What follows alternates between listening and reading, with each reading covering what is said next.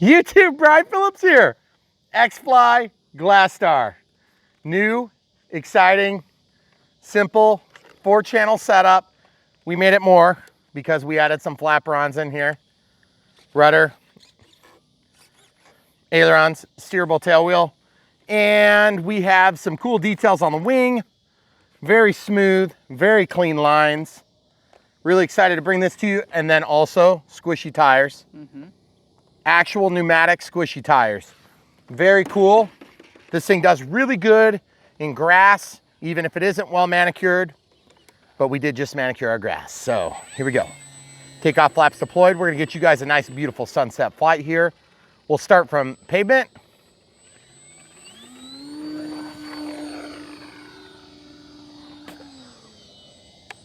We're running the AR631 and the thing feels rock solid. Flies like a sport plane. Don't let it nip you like that. You got to keep it moving, folks. Full throttle there. 3S 2200 here. Look at that stall turn. Isn't that crazy how fast it'll pivot? Make sure you're coordinating your turns if you want to keep it close to the ground like that. See that? Just turned around upside down. No problem at all. This thing has ample power, but lots of prop clearance.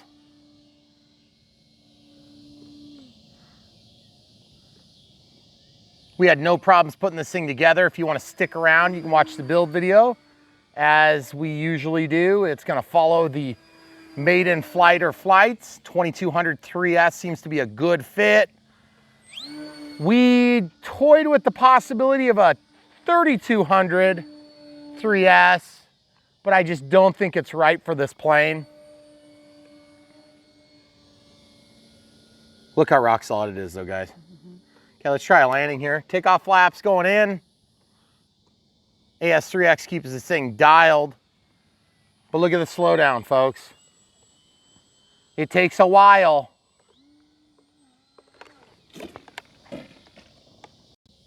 Oops. Let's see how we do here. All right, we're gonna go ahead and just, would you look at that? This thing is being marketed as a beginner plane, and that, my friends, is why. That was not exactly a rough and tumble. That was a straight up crash. Why did I crash? Because I tried to turn too sharp with flaperons. And then look at this thing, it's like a beast. Let's check it for damage. Throttle cut's on. Look how solid this thing is. Nothing, nothing at all. This got bent down a little bit. We'll just bend it back. Aluminum, super easy going. Check this out, watch this. We're gonna go back in the air. Full takeoff flaps, landing flaps rather. Look at that. Out of the flaps altogether. Let's show you a couple slower passes. We're about 30% power. Get in the power on your turns. Now that I've demonstrated what not to do,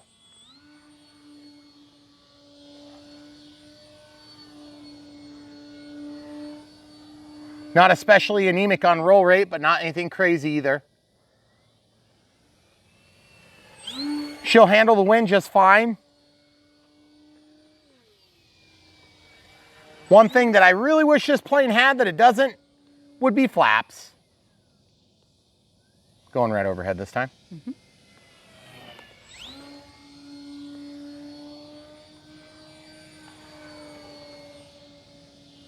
No LEDs either, but that's kind of maybe within the realm of possibility on this size. Let's try landing here. There you go, guys. Those pneumatic tires are just flawless. On the grass, they do amazing. Look how bouncy that thing is. I mean, you already saw, I just crashed it basically. No problem at all. Okay, out of the flaps, full up elevator, get some speed, and then go ahead and deploy the flaps. There you go, guys. They're kind of marketing this thing as a STOL plane, but I feel like the prop is a little bit too aggressive for high speed. If it wanted to be a stall, you'd probably have to do a little bit of something to get a little bit less aggressive on the pitch and a little bit bigger on the overall dimension. So a little bit longer, a little bit less aggressive. That gets you your low end torque and out of the hole power. But I mean, look how solid this thing's flying. It's really solid. Now, one thing I can definitely say is that if you push it, like what you saw me do over here with the flaperons, I feel like because they're outboard, you kind of lose a little bit of that forgiveness that you get at speed. 10-minute flight times is what they quote. This will be our second time flying it. It was just too windy the first time, so we didn't like it. We like this better. So much cooler looking. Let's do grass landing this time. You'll notice that I went in with a high alpha attitude, and that way when I slam it down to the ground, those tires don't even care, and it's pretty rough right there. Let's go ahead and go over here. We'll taxi over the rough ground to some pretty nice ground, just trying to preserve my prop with those pulses. Okay, this is sod, well manicured. Get that tail wheel up, and then boom. And we'll land it in the same spot we came from. Don't forget to keep your nose going the right direction.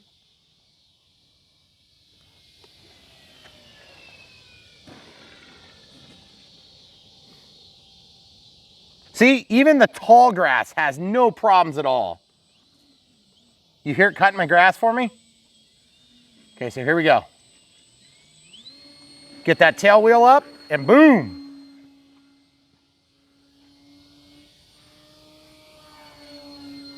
Could probably use a little teeny bit more Expo on the rudder. I'm gonna go around to here, camera crew. Okay, we good now? Boy, that looks good in the sky, doesn't it? Kind of reminds me a little bit of the Mall in terms of the shape. Almost looks like a short wing, but it's actually not bad at all. It flies really good. It's just that you got to keep in mind, don't get going too slow with it. Because like I said, even at 50, 60% throttle, 70%, I think 60 is kind of pushing it there. Let's go up a few mistakes high and show you about where it falls out of the sky on a turn. Okay, so I'll call out the throttle position approximately. Okay, so here we are. We're 100% throttle, no problem at all. Just kind of banking. Oh, by the way, don't forget about this. Safe. I have safe programmed in. Limited bank angle. Limited bank angle. Limited bank angle.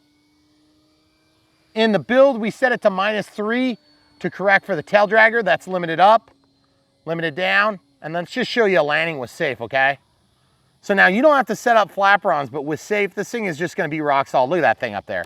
Takeoff flaps, full landing flaps. Okay, here we go. This is all safe, basically. Look at that. Just pull up on the elevator a little bit when you get on the ground, and there she goes. Just totally forgiving. That was safe.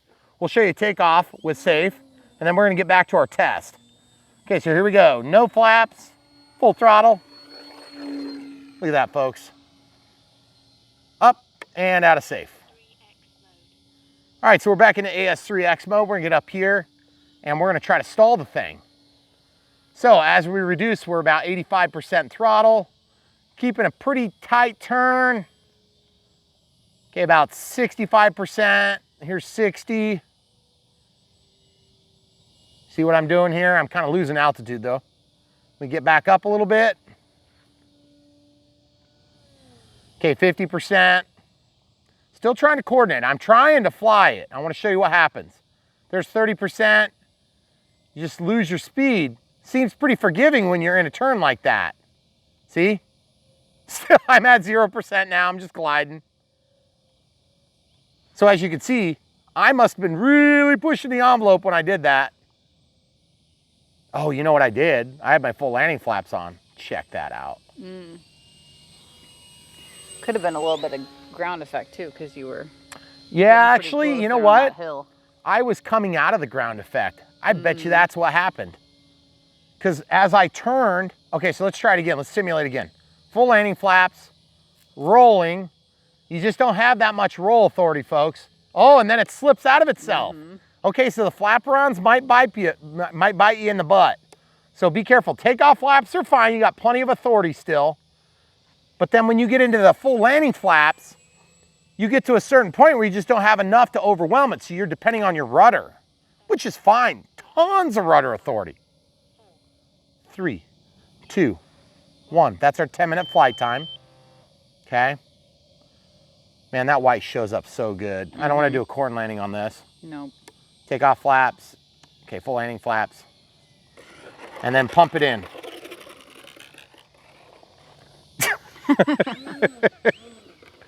So as you can see, this thing is pretty much rock solid. It just does everything it does, and it does a good job. Okay, out of the flaps. Now, keep in mind, this thing doesn't even come. I added one thing to make this thing flaperons.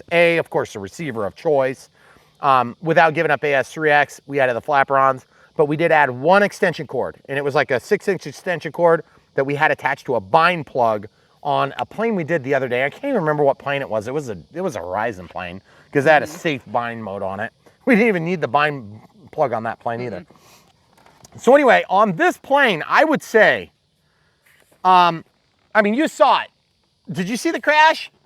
This thing is solid. It is super beefy, and it just does everything super well, with the exception of going slow. It doesn't do going slow very good. So you need to keep that in mind. And to be honest, if you're marketing it, and I did get a little schmutz on my nose cone. That's a little bit of a disappointment to some of you, I'm sure. Nobody likes me to get the tip dirty like that, especially on an early release. But anyway, if you look at the bottom of this plane, throttle cut's on, by the way. If you look at this line here, the manufacturer has already done the prep work for us. All we have to do is basically take a knife, cut it, put a piece of tape on there, and we'll have a full length flapper on. So when we do that, we could probably do a little bit less of that, somewhere between there and there. So we get out of that tendency to wanna get into an unrecoverable slip, okay? So I really, really like the way this worked. We also added this little piece of tape. Look at this ample size cargo bay. Oh wait, that's the battery bay, sorry. There's our AR631. They have a tray kind of off to the right side, but we just found that it worked perfect in the center. So we went ahead and did that. Obviously the safe works okay. So if you're a new pilot, this is something you could get as a plug-in fly. It might be a little bit of a stretch. So just keep that in mind. We'll walk you through every single step, but you will have to have a computerized transmitter to set up the AR631 if you go that route. AR630 is gonna have no antenna. It's about like $5 less. But the thing is, when you get out farther, there is gonna be slightly less range. Of course, Horizon doesn't say that, but I say that. 637T is just overkill. You don't need that. It's just way too much because you don't have enough channels. Even if you split up every one, 1, 2, 3, 4, 5, you don't even use all 6 channels. So you could add flaps as a separate channel, and that would be ideal. I guarantee you it's gonna fly better with flaps than it does with flaperons. And I almost always say that. Some planes just don't need flaps. I think this plane could definitely use them. Also, the no LEDs, not a deal breaker, but it is a little bit frustrating. This clip, terrible. Clips, terrible. We had a hard time with those. Beyond that, everything went together super smooth. And to be honest, if the clip is bad, I can get over that pretty quick because it took us like 5 minutes to do that. Yeah. Beautiful plane though, super beautiful, even after a crash, folks. Yeah. And that was not just for the camera. No. I legitimately screwed up and crashed. Yeah. So, I mean, I was nervous that that thing was gonna be broken, but it wasn't. And let's give you another shot real quick now that you're up close. I want you guys to hear this and just hear that everything is fine. Look how clean that is, guys. No wobble, it's not like the motor mount broke or anything. You can see how nice and tight everything is. Plastic all around the face. That's what you want, it keeps it solid. Look, plastic right here where the wings join up, very good. XFly is doing a good job with their models so far. Really impressed with this. For a high wing trainer, I'd like to see a little bit better slow flight performance. But beyond that, you know, if you just keep on the throttle, you're gonna be good. Also, these awesome squishy tires, which are truly awesome, even come with a fill port that's just like a basketball or, you know, any of your standard stuff that you got out in the garage. It comes with the thing. So you can sit there and just fill it up with your mouth if you want. I used a small syringe that I had that was used from like a dental treatment I had. It was supposed to like clean out your, keep from dry socket or whatever when I had my wisdom teeth out. But those things work really good. One complaint though, XFly, if you're listening, I'd like this side to be a little prettier. So if you can deliver with something prettier on that side, it'd be cool. I love the way this looks. And those things, they're pretty smooth going. The rubber is a little bit bitey, so you may have noticed that it was a little bit hoppy. I think if these were lubricated with a little bit of morning dew or a little bit of wet on the grass, totally would solve that. But that being said, just love the way it looks. Obviously the tail dragger, super effective. Very pleased with the way everything is built on this. All ball joints for all the control surfaces. And to be perfectly frank, if you're doing a beginner plane, I think the flaps might confuse some people. But at the same time, I'm not gonna push beginners into a plug and fly typically. Just because most beginners are not gonna have a computerized transmitter. And they're gonna have a hard time, they're gonna struggle with maybe setting it up if they don't have an awesome channel like Brian Phillips RC on YouTube to follow along step by step and do exactly what we did, except instead of -3 for the correction to get this thing to fly level, they do -2 because we already fixed that. Beyond that. But if you've done a couple of bind and flies and you want to build something that's maybe a little bit different and you want to try, this would be, you know, a good plug and fly to try. The build was really easy. Yeah. You can walk through the setup with us. It'll help you get your confidence up. And to be honest, it just, everything it does a good job at, with the exception of not having flaps.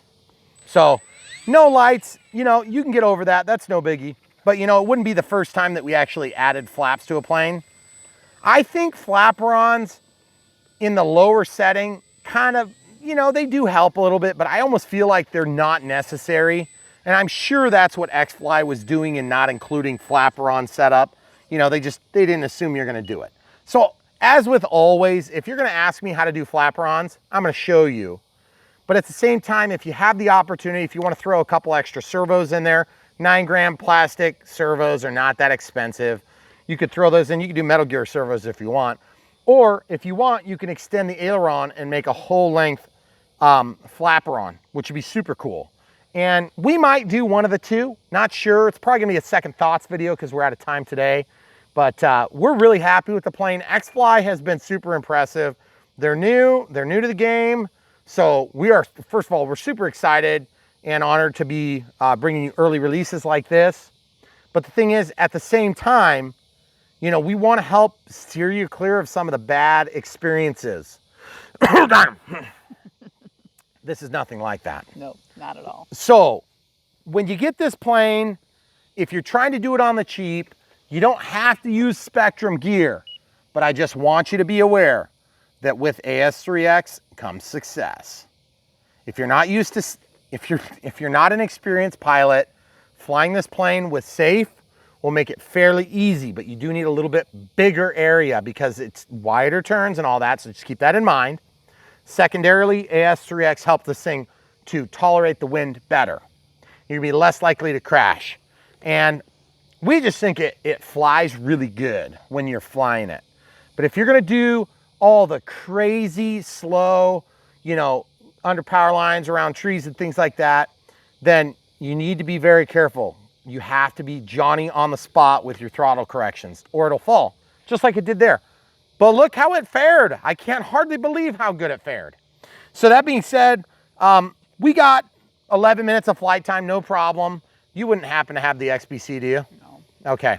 So what we'll do is we'll walk inside, we'll plug in the battery and show you exactly how much we use. We did fly for about 11 minutes on the Gen 2 2200 3S from Spectrum. Of course, if you're ordering that, you can order the receiver. And if you haven't already got an NX8, people have been asking me all over the place, hey, what transmitter do you recommend? And I'm not sure if maybe they're not watching our videos or if they're not watching to this point. But I'm telling everybody right now, NX8 is the way to go. Yes, there's other different options. I have no idea how to do the forward programming or if it's even supported. Some people, there's been some grumblings that you can do it with some of the other OpenTX options. I don't know about it. I can't answer that because I don't have one right now. If you can, great, and that's really cool. And I would love to bring that to you, but I just don't have any experience with it yet. I've been so happy with the NX8, I really have no reason to look elsewhere. The NX6 is great. It would be fine on a plane like this, but I'm gonna tell you, for an extra 40, 50 bucks, you get the lanyard, you get the knob, you get 2 extra switches. It's definitely worth it because you get the extra channel, and that's really what you're after. So in terms of what's available, the DX8, the DX8E would also be good choices, but they're not going to be supported as long as the NX line, because the NX is the latest and greatest. Of course, the iX is even better than this, but you know, the iX12, iX20 still makes me jealous. So if you get that, good for you. That being said, I think the NX8 is a perfect fit for the stuff that's here and here to come for a while. So I know, because I know a few things that are coming in the, you know, in the near term. Okay, I can't say anything about them, but we know that it's going to be a good fit. Otherwise, we wouldn't be using this. We'd be using an NX10. But remember, a big jump between NX8 and NX10. So if you really need the extra channels, make the plunge. But honestly, if I'm going to an NX10, I'm skipping it and going straight to the 12. That's my personal preference. Or really, if you're spending that kind of cash, the iX20, if you want to sell your car. Anyway, that's all I got for you tonight, guys. We're gonna go check the battery. In closing, great plane, XFly, keep up the good work. We're really impressed with this stuff, and we hope that you guys end up bringing us some more new and exciting planes in the very near future, and we know you will. In fact, I already know. We have another one on the way, so we're excited to see it, and we're excited to share it with you guys on YouTube. So stay tuned here on Brian Phillips RC. Don't forget to check for this thing in the product description or the video description below. You can buy them for your very own. We've got links for you. Also, we'll link to the battery itself and the transmitter receivers, all that good stuff. And then if you don't find that you like this or you don't care for this particular model, we have tons more down below to kind of wet your whistle. And of course, links to the master sites. If you decide you'd rather just go and peruse and shop yourself, that's fine too. Any of those ways help support our channel financially with a small commission that is generated by your purchase. It doesn't cost you any more, but the companies actually pay us a small commission. And then alternatively, if you don't like doing that, if you want to order from, you know, buy from your local hobby shop, but you like to throw us a bone here and there, we got Patreon, we got PayPal if you like one time instead of monthly. So we got all sorts of ways you can help support us, but the biggest way right now is just come back, watch the videos, give us a like, give us, you know, the thumbs up. It really does help with the YouTube algorithm. It helps us to grow as a channel, but it also helps us to know that we're putting out content that you guys appreciate. And we really do appreciate you, world's best YouTube audience. So we'll pause and come back with that voltage. Okay, so XBC 100 battery checker, and this is also a servo tester. So just so you guys know, we're still on the same flight. We got about 13 minutes in, past our 10-minute timer. This has an IC3 on it. Not a fan of EC3s, but the IC3s seem to mate up better with an EC3 than an EC3 with an EC3, because you can actually separate them. It was so terrible when you first started getting these and you had EC3 into EC3, you could barely unplug them. It would just about rip the plane apart. Okay, so smart technology,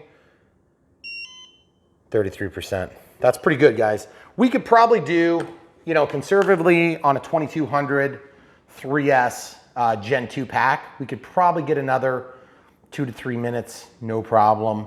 But you're gonna be hovering around that 10% mark. And I gotta say, this plane likes to fly with throttle.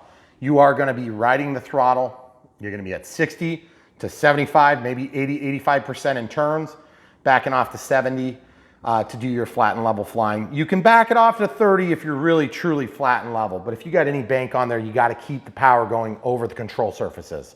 So, which I think speaks more to the fact that they try to keep this prop small so that you could have your prop clearance, okay?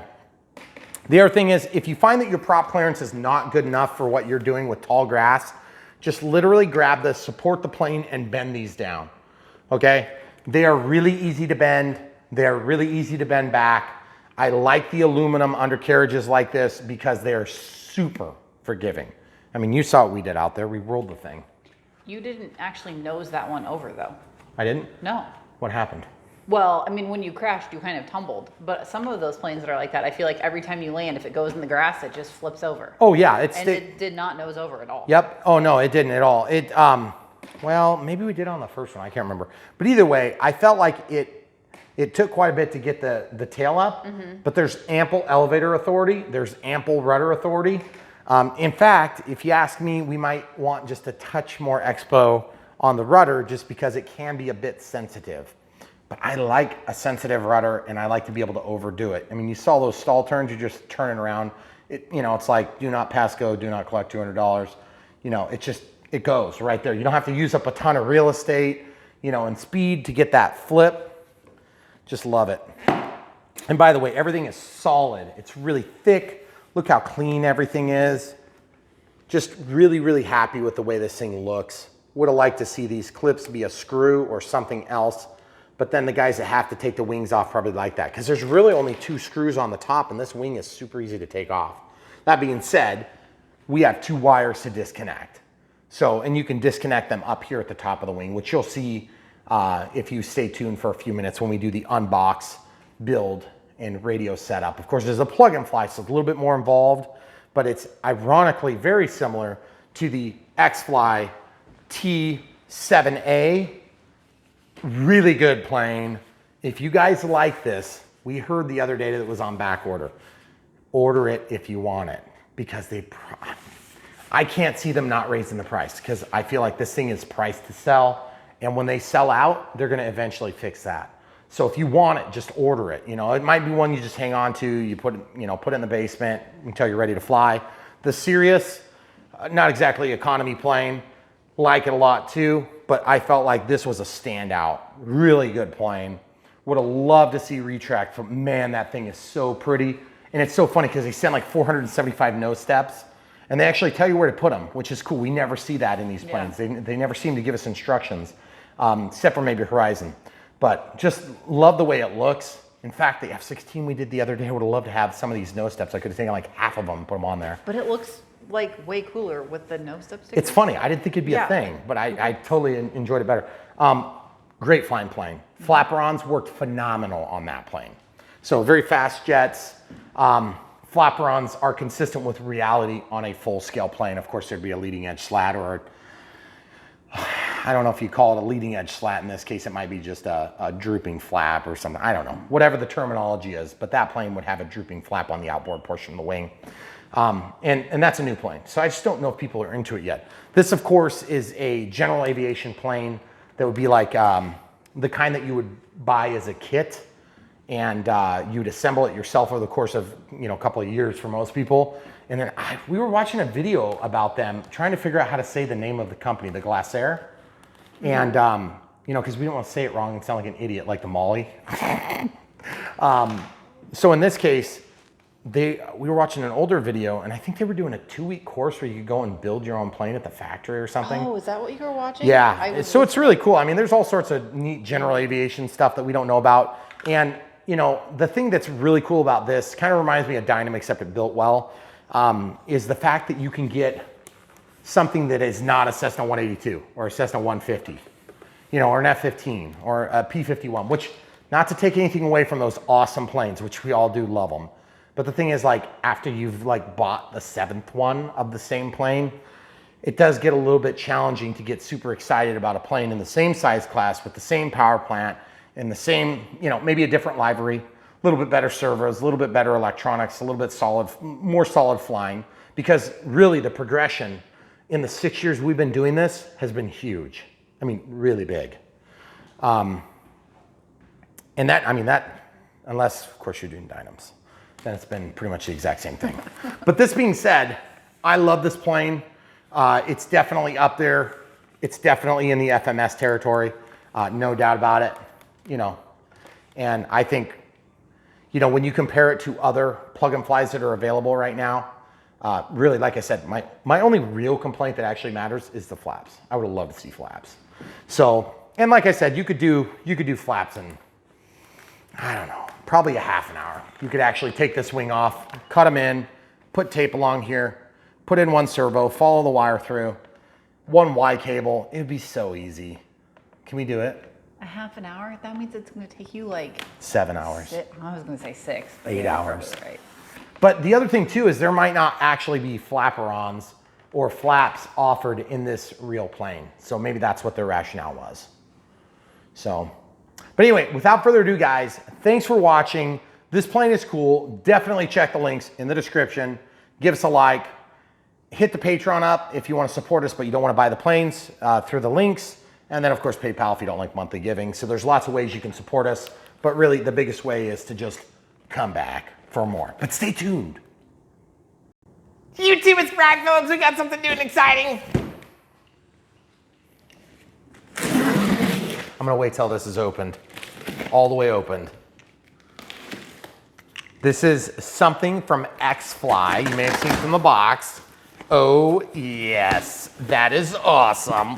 What is that? What is that, camera crew? It's a GlaStar. Nice. Which is by who? GlaStar. GlaStar. GlaStar, GlaStar. If I could just get some more planes that are hard to spell and pronounce, I would appreciate it.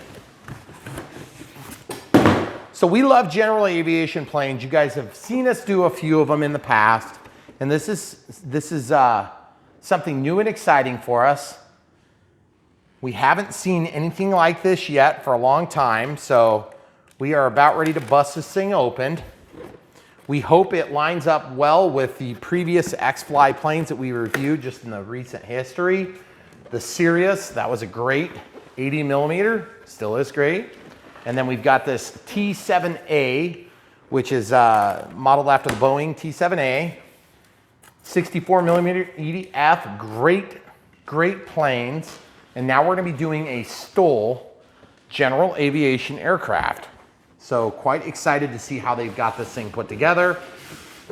You guys have already seen it fly because we always put our flight at the beginning, but we're excited to see how it goes together. So here goes nothing, guys. Packaging looks good.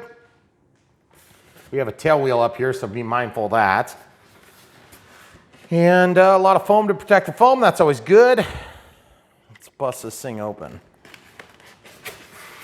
Okay, so folding that out. This is a plug and fly finish level. Plug and play. Also, sometimes they're called plug and play. Okay, so the whole wing comes in one piece. That's nice. Oh.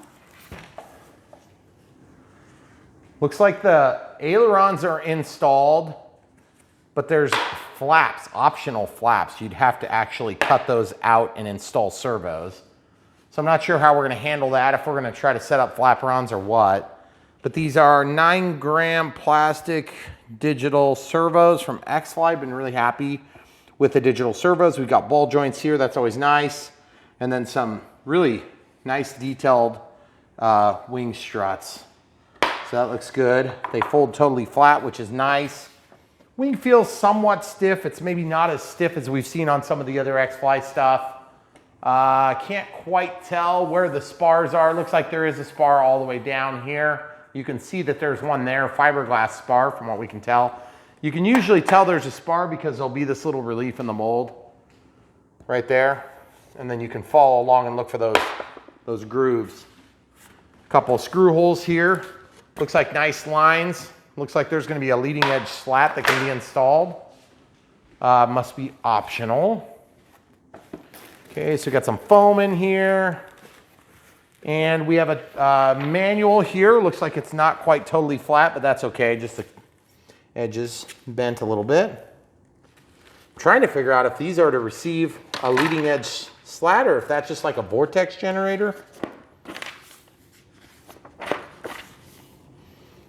Yeah, is that a vortex generator? Is that what that is?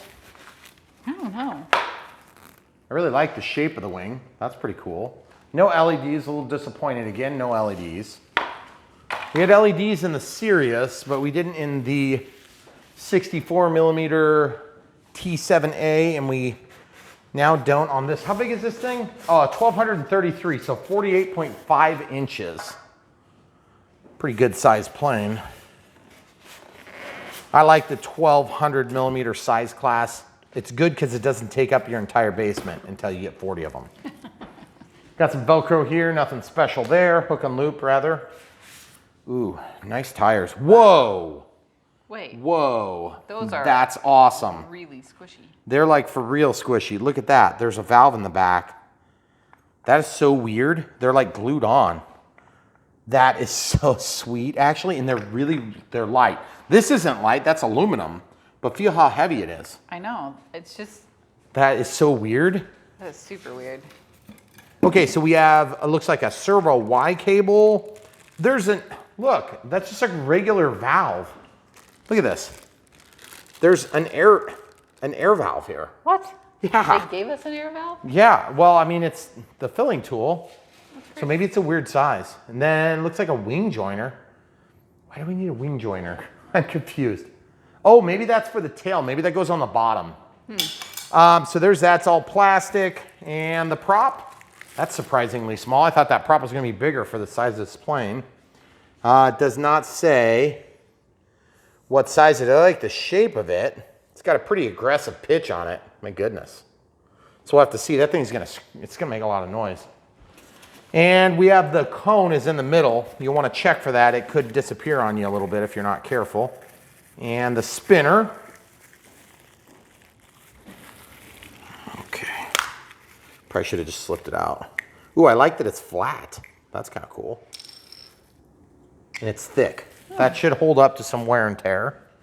Nose cones on these Stoll planes tend to not have such a good shelf life because you tend to kind of run into the ground doing stupid things.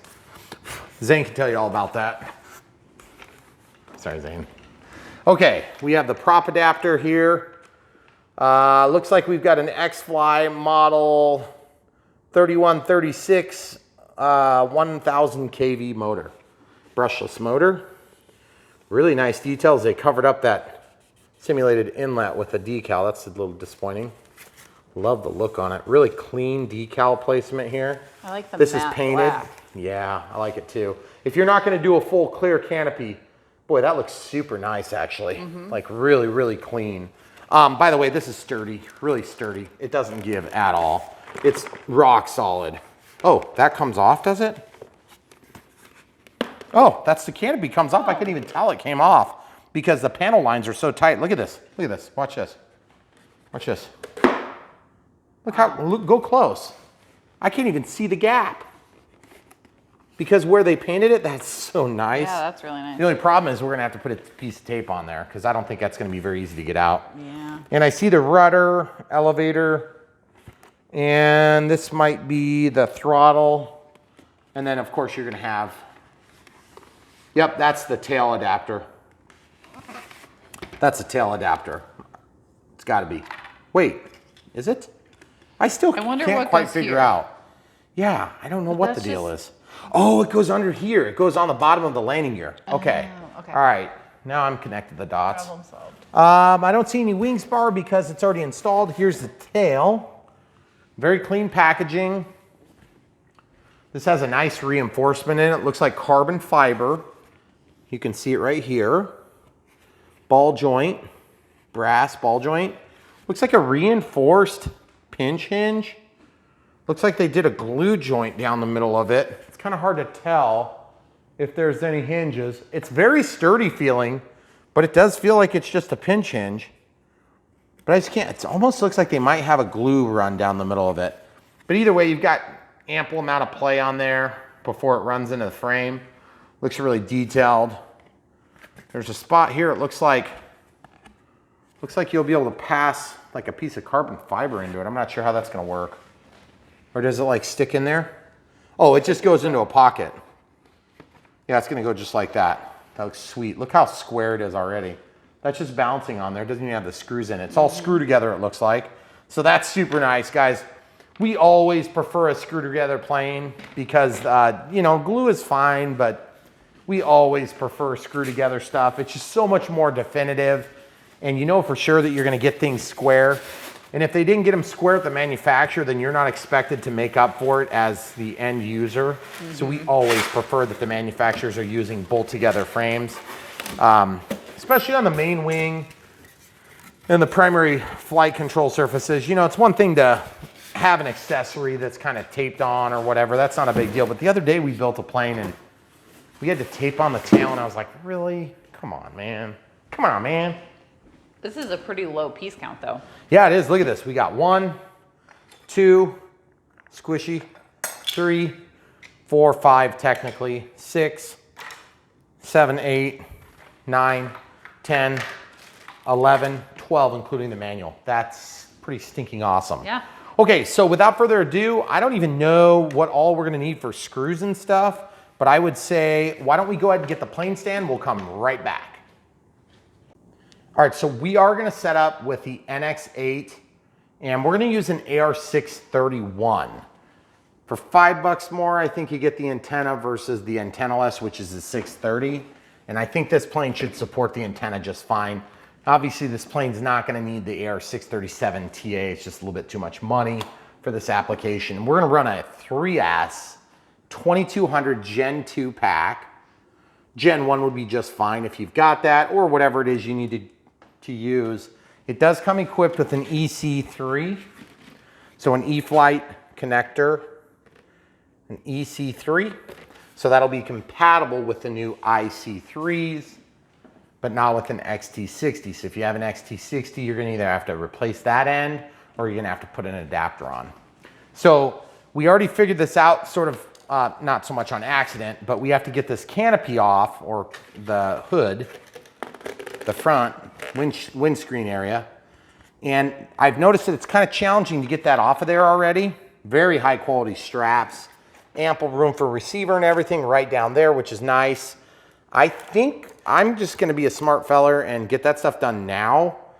But then also I'm taking a piece of tape and I'm gonna lay this down all the way down so it wraps the edge like this, okay? And yes, this is gonna be a little bit ugly. I apologize to myself, my future self. Brian, trust me, you need to have this so you can take the canopy off. I'm just trying to keep it super square because it will take your paint off. Oh, I didn't get it very square, dang it. That's all right.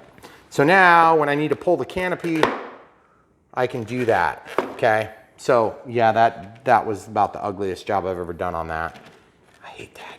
It's so frustrating. Just redo it now. Just redo it? Yeah. That's You're right. going to. I'm gonna totally redo that thing. Well, I think I might have enough. I might have enough. But remember, you're not gonna be able to pop your finger in the back. What are you talking about? Jeez. Yeah, with the wing off, you're not gonna be able to come in here and push that out from the inside. But I do have enough to get started. So I feel like, okay, so that's fine. That's better. It worked. Yeah. You guys saw how I did it. It's not exactly rocket science. So the instruction manual goes about putting this thing together in some strange ways. So I'm just gonna do it in the correct way. So some of you would probably prefer to keep the motor and prop separated until you've got everything done so as to avoid chopping your fingers off. And that is an honorable cause. That's a good fit. Yeah, it's a very good fit. Okay, so we'll do this. And then we'll get that pinched down on there. This thing keeps slipping off of my plane stand though. It's actually kind of annoying. And I'm not sure like if I can get it in a certain position where it won't slip off of there. It's just one of these, the mold release makes it slick, which is not a bad thing. It's just an interesting thing. Okay. So then you just have to torque that down. Oh man, that's tight. My voice pushes really hard on your hand. Okay, then we'll put this on. Very thick nose cone spinner rather. Did it say short screw? Short screw. Okay, they're short and long. Okay, so they're short. I'm not gonna be able to have that on there. And they're all the same 2 millimeter size. 2 millimeters, just like that, okay? And we'll get that spun on there. Got the prop on now. You note that we did not go through the trouble of balancing yet, so hopefully that's balanced enough to not be an issue. If it is, we can just use some tape to balance it. It's no big deal. Then I think I want to put the undercarriage on or the tail. Probably the undercarriage first. Okay, we've got the prop on, so that's going to stop it from slipping down. The undercarriage should be super easy to install. Just like that. And then long or short? Short. 3 more short. 3 more short ones. Well, wait, don't we put this on first? Well, yes. Okay. All right, oh, I was just caught on the edge. See, that gets seated all the way down. That is one really tight fit. Goodness gracious. I mean, that's an awesome thing. Really, really happy. So far, super impressed with XFly products. Megan and I were talking off camera though about the lack of the obvious absence of flaps on this plane, and we're like, really? Yeah.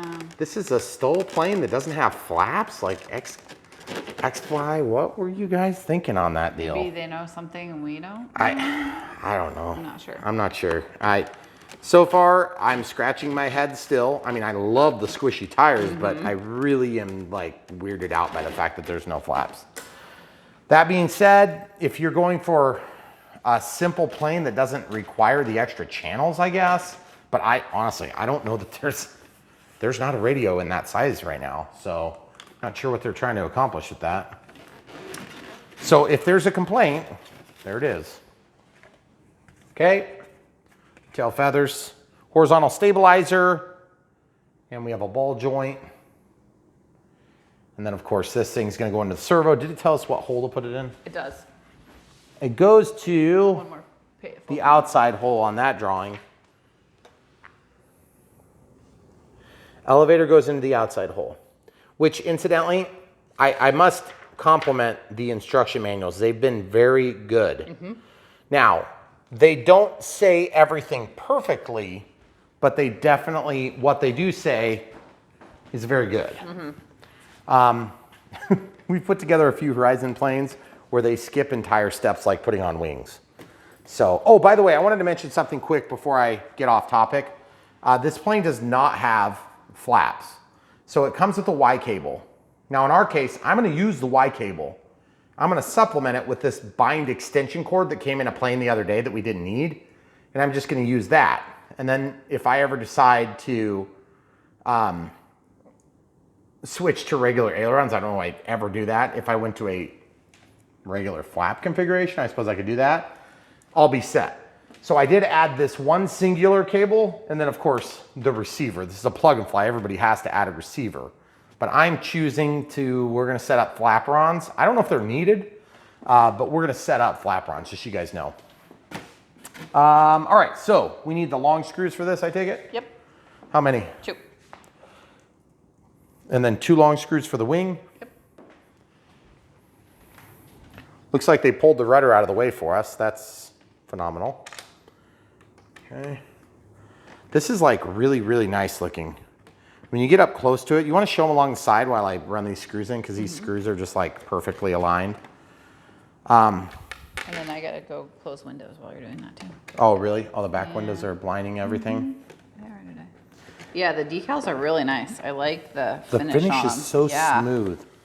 I mean, this is about the worst it gets right here. There's like a mold that didn't get trimmed totally.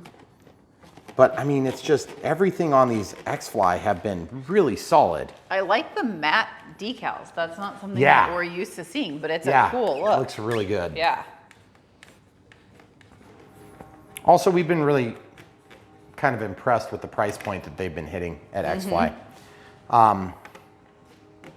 Everything has gone up in the last few weeks at all of the different major competitive manufacturers. So I kind of hate to say anything about it, because who knows if XFly is not going to follow suit, as they probably should. If you're looking for a good deal, if you think you see a good deal, you better buy it, because it's probably not going to stay a good deal. That's the beauty of inflation. And don't worry, they're not making any more money either. And it's not just airplanes. No, it's everything. It's everything if you've bought a used car lately. Okay, so I'm gonna spin this around. Oh. So this is going in the, it's gonna go in from the outside to the last hole, flip it down, spin it around, and then I'm just gonna neglect to hook that up. I'll just kind of feed it over there loosely. Okay. And then we'll see where it goes when we get the receiver installed. That is so cool, look at that. Look at the amount of play. I'm super excited, but man, I am like really bummed about the flaps. So I don't know. It looks like you could probably put in flaps fairly easy. Let's talk about that for a second. If you wanted to add flaps to this, all you'd have to do is follow the panel line. But I mean, to be honest, guys, like people expect flaps. So we'll see how it flies. Maybe it flies amazing without flaps, but even if you don't need flaps, you need to put flaps. You still want flaps. I want flaps. So that being said, let's see how this goes.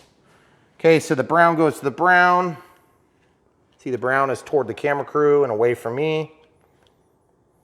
Okay, so we're gonna plug that into that little extension cord there. You know, I gotta lay this down, I'm sorry. I can't quite get the pressure I need.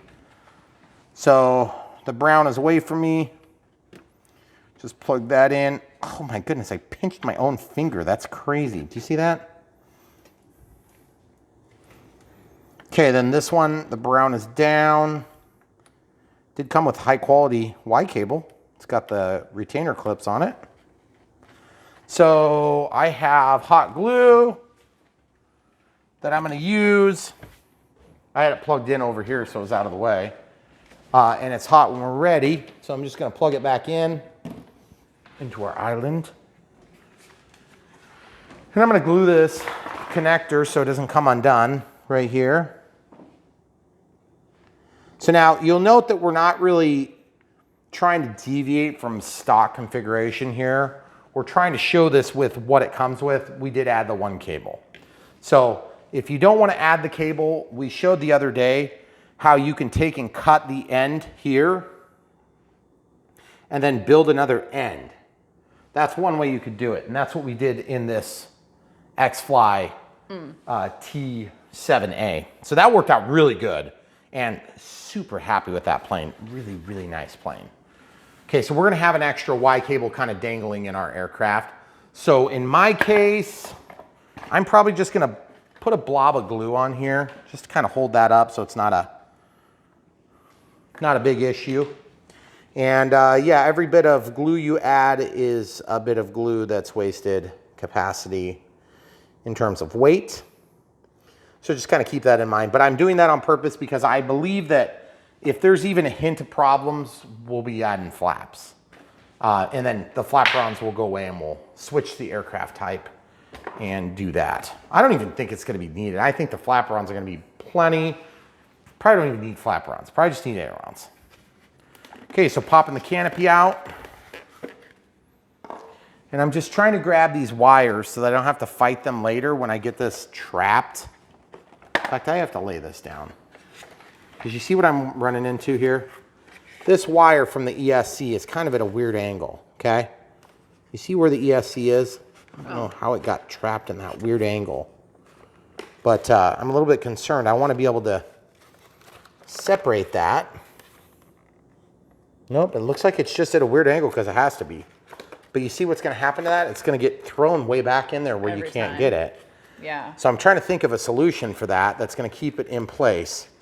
So how about this? How about, I'm just trying to think if I just put a glob of glue on there. It'd be nice if we could, you know, pull this back through. In fact, I wonder if that would be plausible. If I could just pull that lead back through, you think I can get away with that? Because then the wire could maybe even come out up here. Because if you imagine where the wire is, like there's a cavity up here for the battery to go into, but look how small the battery is. You know, the battery's not big, okay? And you're not gonna be able to feed, that in here because the wing will be on. So if you drop it down in here like this, there'll be a receiver back there somewhere. And then this is gonna need to go in there like that. So I would say if we came out this hole, we'd be in a lot better shape because that'll prevent it from getting trapped back here. Because I don't wanna have to, although you do have, I mean, there's definitely room. Yeah. There is for sure room. I think your red and black wire is going to be tangled on those servo cables too. Well, we can untangle those. You're talking about the lead for the actual ESC? No, well, like right down here. It's all like tangled up, I think. It just comes out the same spot. Oh, it's okay. That part would be no biggie. Because the receiver's going in the back. That is so cool. I don't know. I'm excited about that. Your squishy tires? Yes. Yes. All right, so believe it or not, we're ready for radio setup. This is so weird. Feels like we should be doing radio setup yet, but we are. Because we'll do that before we put the wing on. That's right. Yeah. So we're ready for radio setup. So I guess we're going to go ahead and install that. So normally on an ordinary setup, we wouldn't, first of all, we wouldn't be this far along yet, but we are. And I think what we're going to do is we're going to actually just set up the regular setup. Then we'll know which channels we need and where we're going to plug everything in. But I don't even want the wing installed yet because we got to get the receiver installed. And the other thought is we could put the receiver on the wing, on the bottom of the wing. I hadn't thought about that. You see where I did my extension cord, guys? We could actually potentially put the receiver right on the wing. I don't know if we have quite enough length is the only thing. But then you would have to lay this on top, okay? And then each time if you were to take your wings off, then you'd have to plug it in. So I don't know, maybe it's not worth it. I don't think it's not gonna be worth it. In a pinch, you could do that. You'd probably have to use 3 extension cords instead of 1. So I think we probably did the right thing already. All right, so AR631 is the receiver we're using. We're gonna set it up with the NX8. So we're just turning it on. If you wanna come around here, we'll go ahead and do the setup. Give me just a sec here. So I'm gonna go to new model and create. It's a new acro. If you don't know how to get there, click, it'll open the function list, scroll all the way down, and then you can go into the system setup, which is here, model select, and then so on. But I can't show that screen in case we have models that have been released yet. Okay, so the model select here, model type, it's already been selected for us. If you change the model type, it's going to clear your model. The model name, this is model number 53, :space. You can change those values, by the way. And then this is where we would type in the name of the plane. So I usually grab the manual and I look at, this is the GlaStar, which is an XFly product, but it's the GlaStar. What do you think? XFly? Or should I just do GlaStar? We might have to go back and see what we've been putting in for XFly. Yeah, let me do that real quick. We'll come right back. Okay, so we're gonna type in XFly and then we'll type the GlaStar and we'll say like 1233 millimeters. So we'll come right back when we're done scrolling in the value. Okay. All right, so the XFly GlaStar 1233 millimeter. And we walk back, we go to aircraft type. This is where we're gonna set what we're doing. Now you can do dual ailerons or you can do flaperons. In our case, it doesn't really matter, but I'm sort of tempted to set up 2 ailerons and 1 flap just so that if we do decide to go ahead and do flaps, we just have it already programmed in appropriately. But in this case, I think for now, we'll just do flaperons and then we'll update the servos if we do that. Okay, then the tail's normal.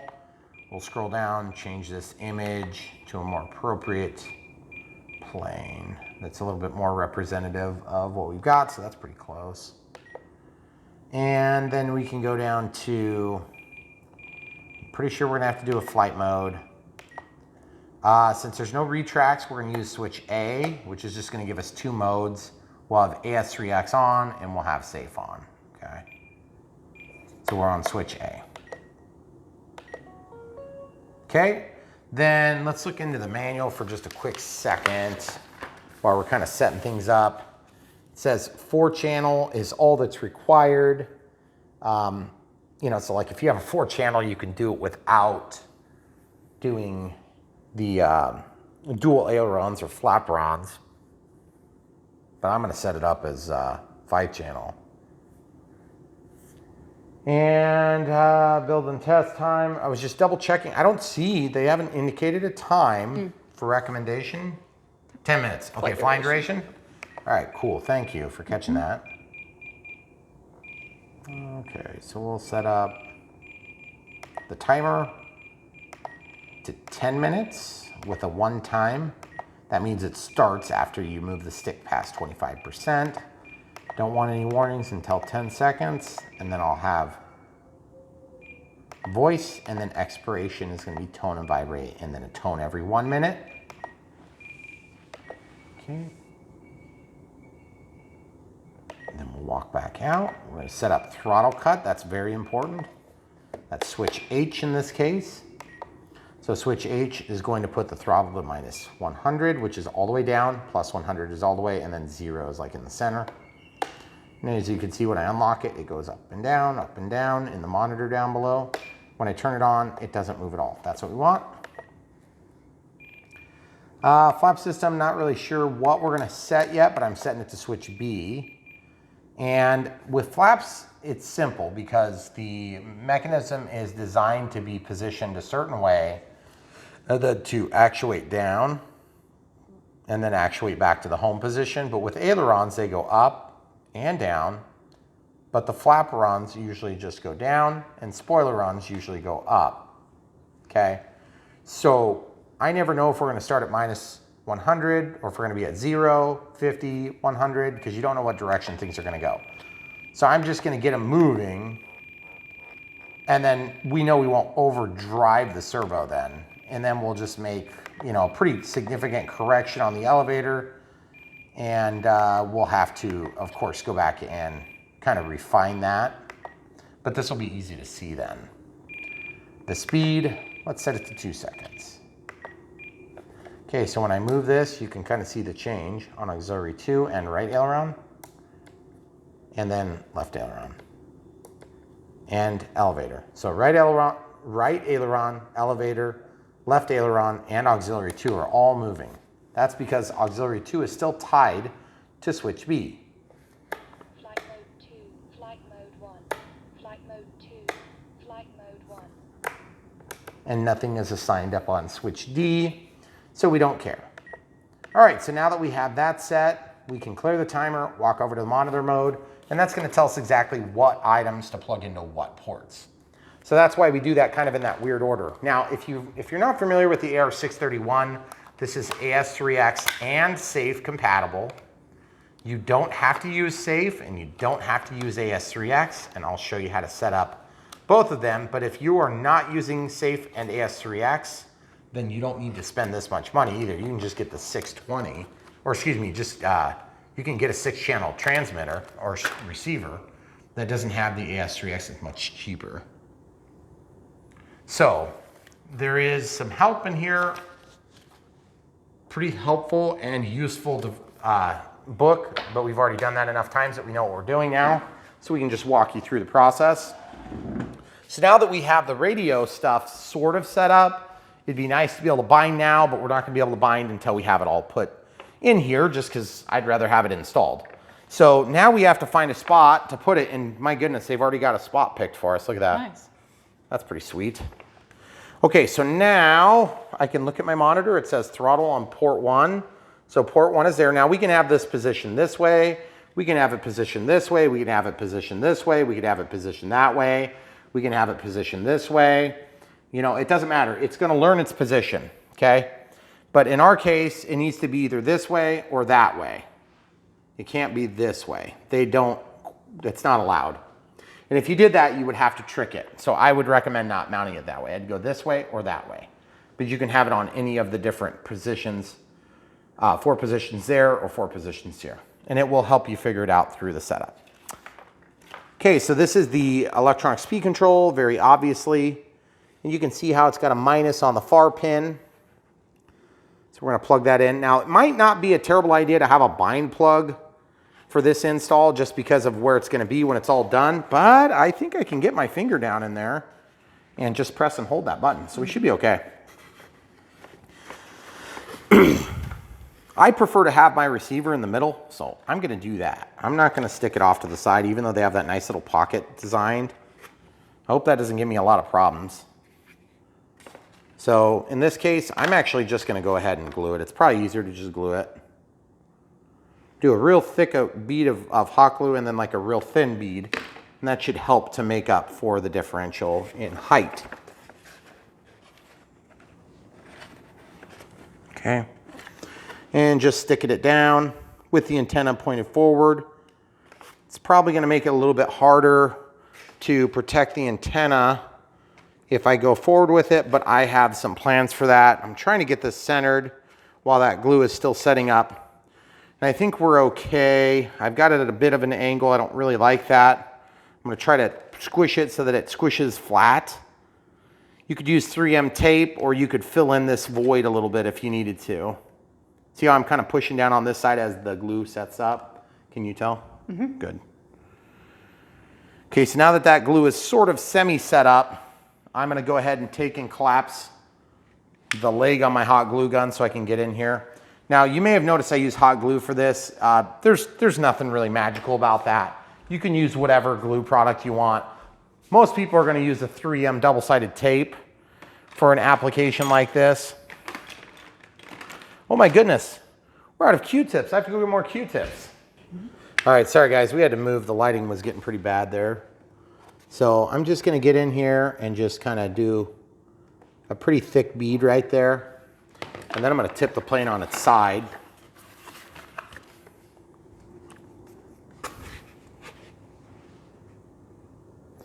And I'm just spreading that down the length of the receiver. And all that's doing is it's just gonna hold it in place. And it's gonna keep that side from getting squished down because there's not any support under it compared to the other side. And I don't know if you guys remember me saying, I'm gonna put a thick bead here and I'm gonna put a thin bead there. And that's exactly what we did. Now we're just gonna let that set up for a few minutes so that we have our AS3X receiver level and true. Okay, lick my finger. Spread the glue, make sure it's good. It's still hot, but it's not hot enough to burn me. You guys see what we're talking about there? Nice and level. You want that AS3X receiver to be level, otherwise your plane's gonna fly around like this, and it will look stupid. And you'll wish it was not that way. I already feel like it's already just half a degree off, and I'm nervous about that. But I think we're okay. There is a correction in there if you need to use it. Nobody ever tries to set it up that way though. Okay, so this antenna, I don't know if you can see from above maybe. Mm-hmm. How about I do this? Because I have to move my body anyway. Okay. I don't want to knock all this stuff on the ground though. So I need to get this antenna to be situated in such a way that it's not going to be damaged. So I'm actually just going to poke it back here. And yeah, that'll be perfect. I'm going to use my other tool to kind of just push it back. And then that can just drop back there. Nice. Good. And that's a sync up. I didn't get it. Need to get some forceps.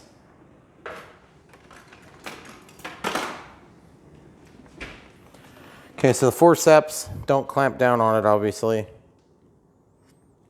Okay, so now that's in there and it's not going to pop back forward. My objective is to protect the antenna where it comes out of the cabinet of the receiver. I could have also just mounted the receiver so that the antenna came out the other side, but that would have been way too smart and easy. And yes, you could maybe do that if you wanted. You do have to get to the bind button too. I have to get to the bind button, that's true. Okay, so this one is the rudder, according to this, and our screen shows the rudder on 1, 2, 3, 4, correct? And the negative is to the back side. Yep. So channel 4, you know what? I'm just gonna be a smart feller instead of a fart smeller. And I'm gonna do it like this. There we go. Maybe you can see better. Is that better? Yeah, okay. actually, it's great. All right, good. Sorry about, should have probably done that before anyway. Then this is the elevator. So the elevator is gonna be on channel 3. Just gonna slide that label up a little bit. Now it's channel 3 right there. Oh, goodness gracious, it slipped.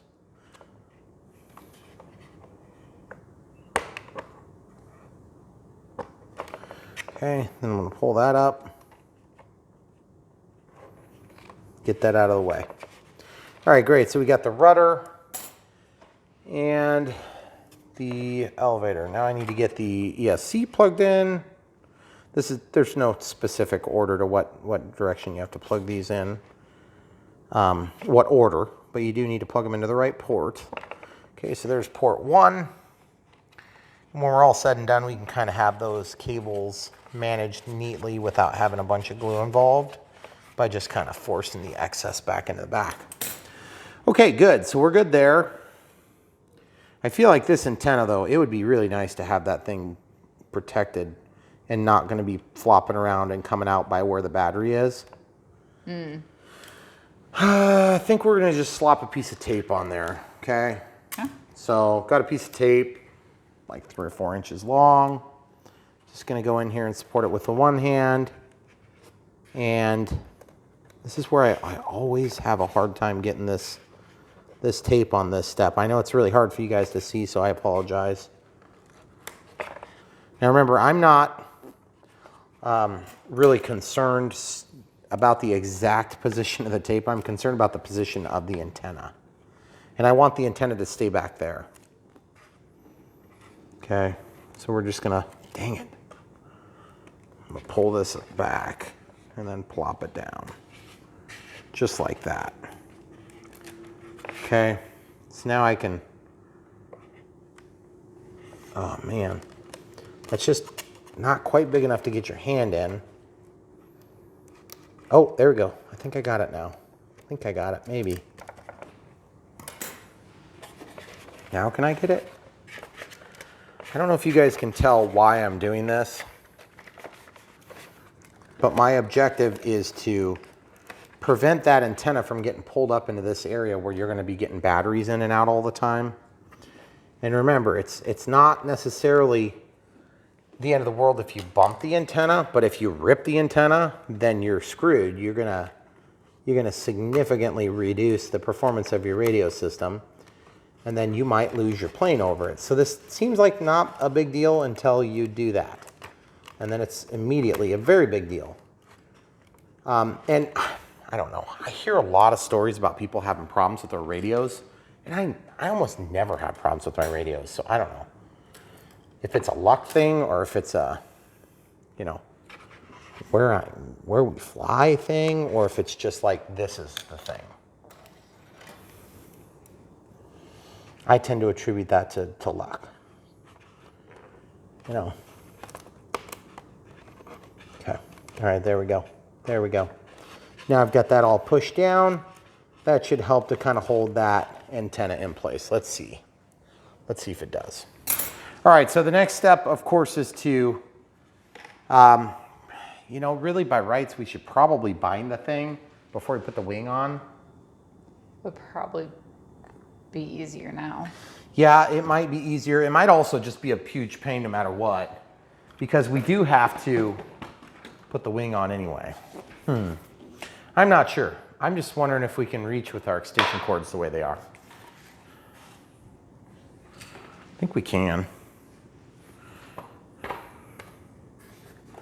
Yeah, I think we can. So let's just try this. Okay, so this would be that would be the right aileron. So the right aileron goes where? No, that'd be left. Left, This would be left. left, Yep, right? good point. Okay. So the left aileron goes to channel 1, 2, 3, 4, 5, 6. So channel 6. Okay, so I'm gonna grab this Y cable here. Nah, I got it. It's just gonna be kind of awkward. Get in there.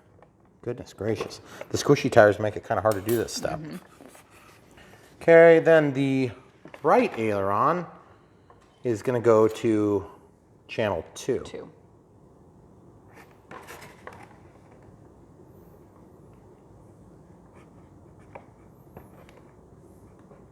Okay. Looks like it slipped in there. Okay, so we should be good to go now. I guess I'm just gonna real reluctantly kind of plop this on here loose, but I just gotta be careful not to get too excited and ahead of myself, because we still have to land the control. Man, that's a really clean fit. Goodness gracious. That is really nice. Because I wanna glue all those wires in when we're done. Oh, okay. So at this point, we're gonna go ahead and bind. So in order to bind, typically I'll shut off the transmitter, and we've been having problems with our binding procedure because we always end up trying to put it in the same frame, and it doesn't quite work. You have to get far enough away for the signal to have enough room to, I don't understand that. That's weird. It just seems strange to me. Okay, so we want to be careful because the prop is installed, and if something goes terribly wrong, I do have this unplugged, but we're going to need that in a minute. It should be within the realm of staying warm. You just got to be careful you don't cut yourself. Okay, so this might be a little bit awkward, and I'm just trying to think how I can do this so that my hand can be out of the danger zone. I don't think it's going to be. I think it's just going to be right there, and it'll be arrested. Show the people how my arm is. It's going to arrest the prop. So if that starts, it'll probably catch the ESC on fire. Okay, so it didn't start. That's always handy. Now I'm going to press the button, and it starts flashing. See how it started flashing? Now I can secure the plane in such a way as to protect myself and those around me and the equipment in here. While holding the bind plug, I'm going to hold it on my hip and press the power button and then let go, and then let go. Bind failed. Okay, so that seems like about 10 for 10. So now check this out. I'm going to click, scroll down to bind. Now watch this. Bind. Okay, now watch this. I'm going to go farther. Can you go back a few steps? Bind.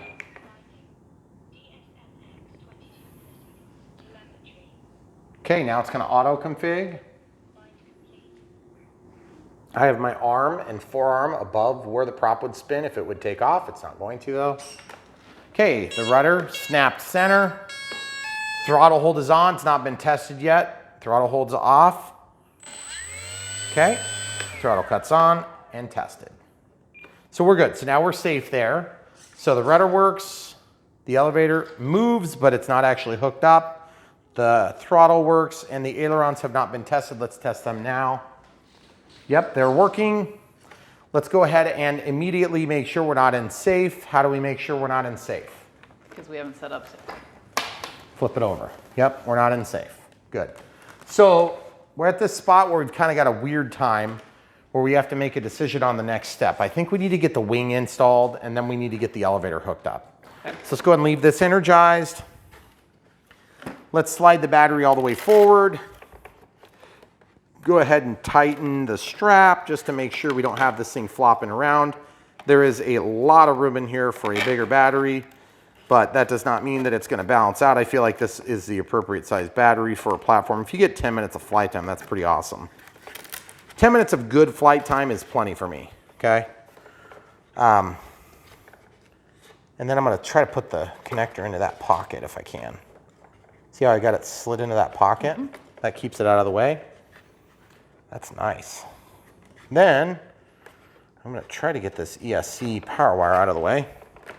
Now I need to try to get these wires tucked back here.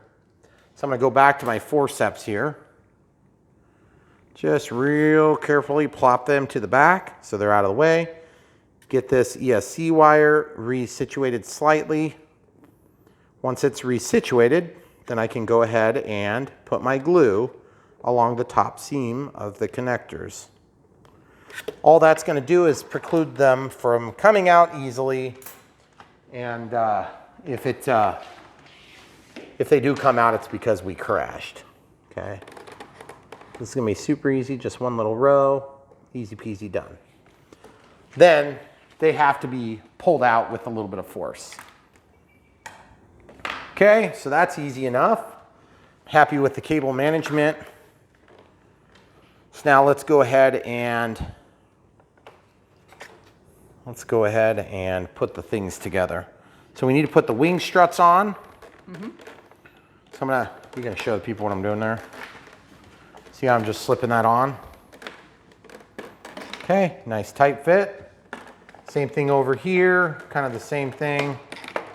Slip those on, get them down in position. There's two big machine screws that go in from the top. 2mm drive.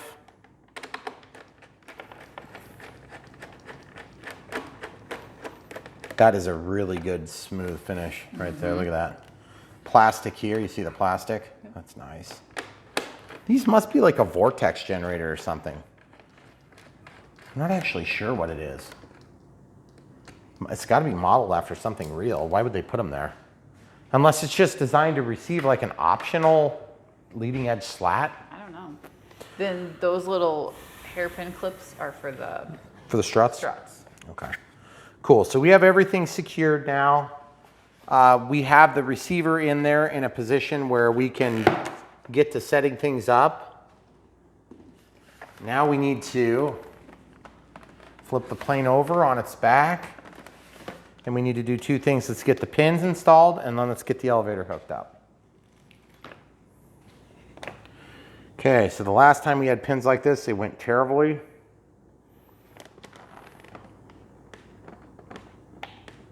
Is that the way they want them?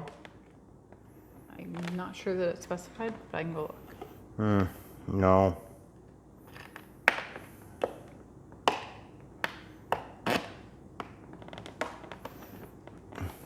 Boy, that's rinky-dink if I've ever seen it. What the heck? I want to see the instructions to make sure there's not some catch. That seems like a really, really stupid solution. Nope, that's the solution. Does it say, what's it say in the gray part area? Place main wing and diffuse. Install wing struts into plastic slots as shown and secure the struts with R clasps. And it looks like they're going from the bottom to the top. Okay. Well, So- that's what I'm doing too. That is just, I don't like that solution. All airplane manufacturers. This is not the way to install Well, I mean, struts. if you're gonna do this, you have to put the hole off center so you can get the things in there. Yeah. See, look how hard we're having to push in on these.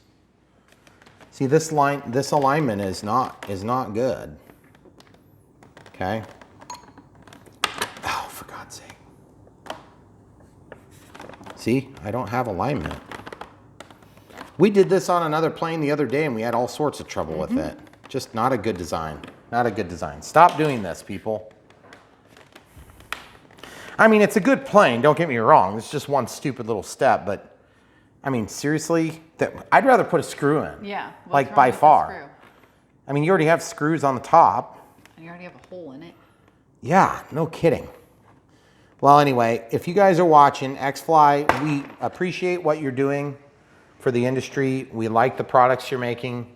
I don't like these clips. I don't think that they work that great. They do fit nice once you get them in there. But like this alignment is not right. I need to move this so I don't accidentally knock it off the counter or something. Sorry, camera crew. That is really close to the family jewels. If that prop would start, it'd be a bad day.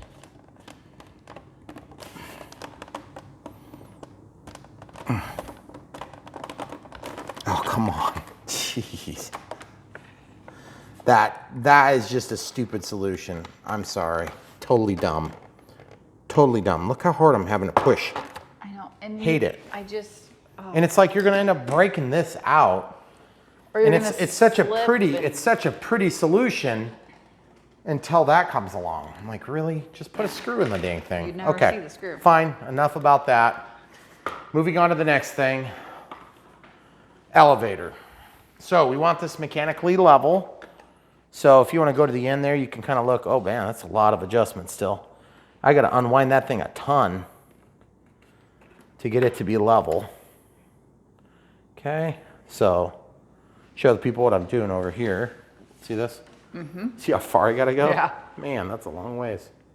1, 2, 3, 4, 5, 6 halves.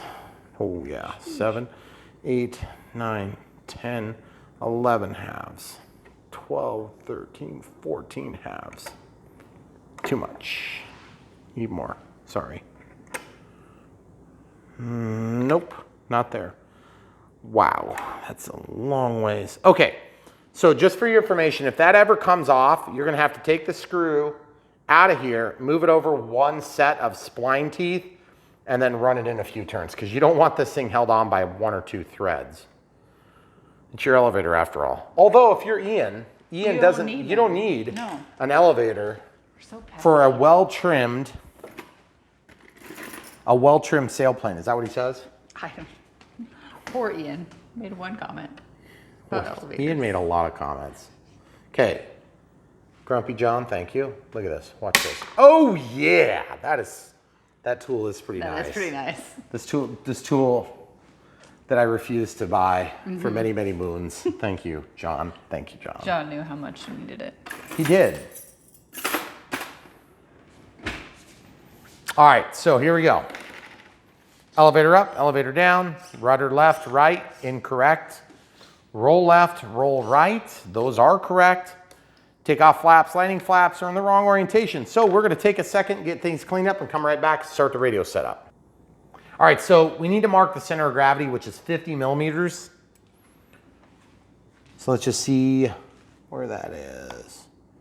Okay, so I'm gonna make, they don't give us a range on this plane, they just tell us the center of gravity, which to be truthful, you know what? I kind of like that. Just tell me what it is. Yeah. Don't give me a range. Don't make us guess. Just tell us what it is. It's either 50 or something else. I can live with that. But 50 to 60 plus or minus 5? Like really? Why don't you just say we don't know what it is? It's like 72 plus or minus 9. One of them. Yeah. It's one of those things. So that's not supposed to be a jab on any of the other manufacturers, by the way. It's just, we always think it's hilarious when there's not only a range, but then there's also a range on that range. So, and then also if we know the center of gravity when these things are manufactured, which is not always the case, we pilots like it when they're just molded in. It's kind of nice. Yeah. Okay, great. So we have everything ready. Man, those things are awesome. I'm super excited about the wheels. All right, so we have a lot of radio setup to do to get everything where we need to be. That is so cool. Look at this. That is so awesome. Okay, cool. And by the way, keep it simple, stupid. That's what they tell you. The enemy of reliability is complexity. So if you have a nice pneumatic tire that takes care of all the different parameters needed for softening the blow of landings, I like it. Elevator up, elevator down, that's good. Rudder left and right is wrong. Aileron roll left, aileron roll right, flaps up. Okay, wrong, correct direction of correction. Okay, so what we're gonna do is we're gonna go into Servo Setup. We're gonna click over to reverse and we're gonna change the rudder. So now we look, rudder left, rudder right, steerable, steerable, okay. So now we're gonna go in here and we are gonna change the flap system.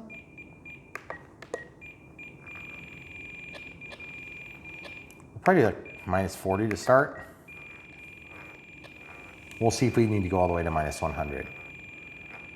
Okay, so take off flaps, landing flaps, roll left, right. I think I wanna go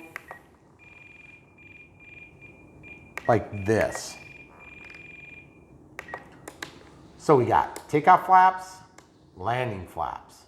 Then we still have a little bit of deflection both directions. I like it. Okay, very cool. And the correction sometimes is actually a little bit different when you're dealing with flaperons. Sometimes you find on an outboard flaperon that your correction needs to be the other way. We'll find out on this plane shortly.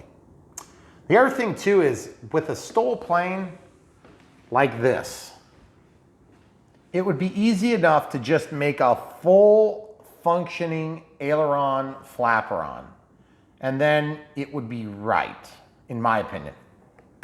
I could live with that. But having no flaps, no inboard flap on a STOL plane, I don't know. We may have to hinge that just to make it a flap and flaperon. Like the whole length flaperon, I can totally forgive that. But I just hate not having inboard flaps. Well, anyway, we'll find out if it's a problem. The good news is using the AR630, 631 in this case, which is a receiver with the NX8, makes it extremely easy to get the forward programming done. Forward programming is where we set up AS3X to operate in the correct directions and to set up SAFE to operate in the correct directions. I normally don't start with this, but I'm gonna do this right now. I'm gonna go to audio events and I'm gonna go to flight modes. And you see how it says flight mode 1? Flight mode 2. Flight mode Flight 1. mode 1. Okay. So this is where I'm gonna take a second and I'm gonna type in AS3X, okay? So I'm gonna type A, and then I'm gonna scroll over here, S, and then I'm gonna say 3, and then I'm gonna say X. Went the wrong way. And then I'm gonna clear all these. See how that worked? So now this name is AS3X. And I'm gonna click on that and I'm gonna scroll. You see that little bar? I'm gonna scroll all the way to the bottom. There might be a shortcut. If you guys know a shortcut, let me know. You can also go into the organized sub-menus that make it a little easier to go through these. I've found it to be, okay, we're getting close. There's safe mode. There's AS3X mode. AS3X mode. Flight mode 2. AS3X mode. Pretty cool, huh? So then I can click on here and then I'm gonna type safe. So you don't have to watch me scroll. We'll come right back. Okay, so now it says safe and then I need to scroll all the way down again. Kind of wonder, I don't understand why they didn't put safe and AS3X up at the top because, I mean, like, are there a lot of people that are doing like SD card in camera, retracts down? I mean, there's a lot of cool things, but goodness gracious. It's like all the most off the wall things like 2, inhibit, neutral, increase, come on. Silence, you put silence first? So I'm gonna scroll all the way down. Oh my goodness. Oh, I saw it. Safe mode. And she talks slow. AS3X mode. Safe mode. I wish you could make her talk faster. I'm serious when I say that too. See how it says mode? I wish they capitalized the M in mode. Yeah, why? Look, those are all I know, capitalized, it bugs me every time. but not that one. Whatever. Okay, so we've got that set. So now look, AS3X mode. Safe mode. AS3X mode. Safe mode. AS3X mode. AS3X mode. Safe mode. It's not going to make her talk any faster, you know?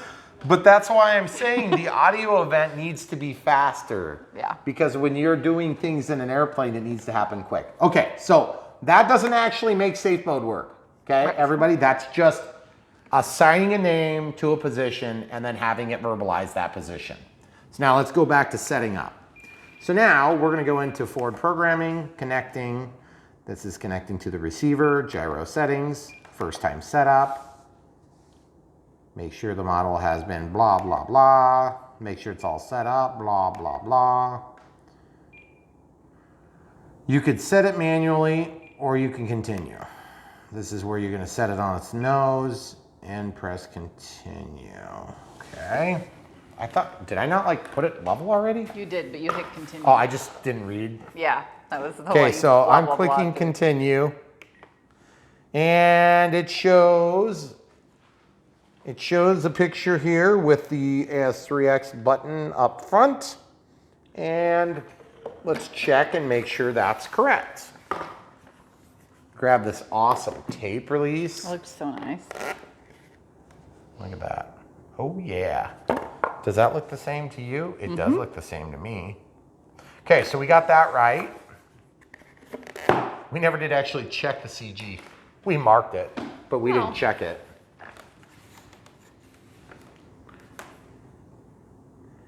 That's pretty stinking awesome. Okay, so I'm happy with that. So this plane has been really easy to set up. And I was thinking about this. We paused and we were cleaning up tools and I told Megan, I said, I wonder if they're thinking about, XFly is thinking about doing a ready to fly answer, like a solution that's ready to fly. That would explain not having flaps on this thing, by the way, or flaperons. Because ready to fly planes are usually pretty basic and simple. And for a beginner, plus you can hold down the cost. I don't know. Maybe that's what they're thinking. They haven't told me that. We don't know. Maybe you should. Anyway, all right, so we've got the orientation, so we're gonna click down to continue. And gain channel select, I'm gonna go ahead and highlight this and scroll to the right knob, which is aux 3. Oh, and then you'll notice auxiliary 2 is set to B. And we are gonna potentially use that. We may have to rearrange those switches. Okay, so it's applying those changes. This is where your motor would take off. Now you notice one dance because AS3X is now active. If it was two dances, that would be safe. You guys are probably like, you don't have to demonstrate the song every time, Brian. Well, except that I just talked to somebody this week that needed help, and he didn't figure it out from watching the videos because he was like, oh, I didn't even pay attention to that part. Okay, so this is other settings. Gyro settings, AS3X, first time safe setup. Well, let's just do first time safe setup. It's gonna make us set up the flight mode first. Okay, flight mode is gonna be gear.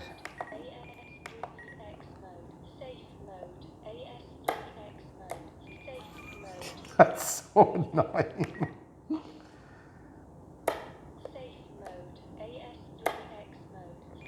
Okay. This is where you make corrections for the way the plane is sitting and things like that. So right now, as it sits, our plane might fly kind of funny because it was initiated with the tail down rather than being initiated like this. We may have to correct that, okay? So I think what I'm gonna do is I'm gonna scroll in here and I'm gonna go to pitch and just show you what happens. So let's say I go to like 5. Positive is nose up, roll right. Oh, right, for pitch or roll. Okay, so nose up, negative is nose down, so I need negative. So let's say it's -3, right? We'll be able to tell what that is in a minute here, okay? AS3X mode, safe mode. Self-leveling, angle, something or another. Okay, AS3X mode. so no, safe. And then apply. Throttle cuts on. 2. Okay, so now it's rebooting and we can click list. Now watch this. AS3X, safe. See what happened? AS3X mode, safe mode. Watch the elevator level out. Look at that, guys. Level as can be. Now it's trying to bring us level and now we're past level. Give them a real close-up of the elevator. See, when I drop it to the ground, what's it gonna do? When you give it throttle, it's gonna wanna walk up like this. And then when you take off, it's gonna fly straight as an arrow. Cool, right? Okay, now AS3X is not initiated yet because we haven't given it throttle. But since we're in safe mode, when I flip this upside down, the ailerons and elevator are both gonna be responsive. It's trying to bring me level. Look at the ailerons. So it's trying to roll me this way, and if I go past center, it's gonna try to roll me that way. Elevator brings me down, boom, boom, boom, boom, boom. That's cool. All right, so now let's try AS3X. Throttle cut is off. Giving it some throttle. Throttle cut is now back on. Moving it toward me. Okay, so we have gain set up on the knob. So gain is all the way up. Rudder's going right. Rudder's going left, rudder's going right, elevator's going up, elevator's going down. Now we're out of, well, we gotta go out of safe, we're in AS3X. Rudder's going right, rudder's going left, elevator's going up, elevator's going down. Now I have to watch both because these are independent controls. Up, down, up, down. It's very subtle, but I can see. Now, if you're not so sure, I'm gonna show you how to check this. Clear my timer, scroll down to forward programming, gyro settings in the AS3X settings, 1 times all the way to 4. Now watch this. Remember how I moved it before? Really small change. To the right, to the left. I just turned the knob all the way down. I turned the knob to the middle. I turned the knob to the top.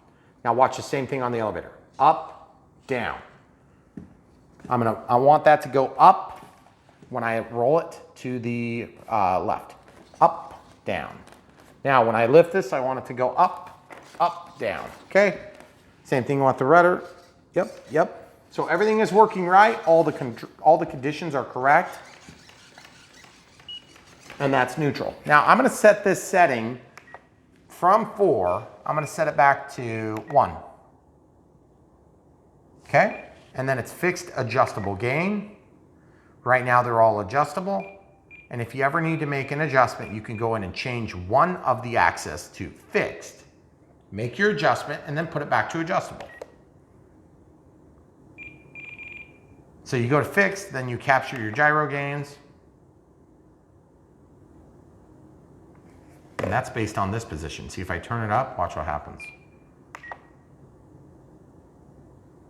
See? If I turn it down, watch what happens.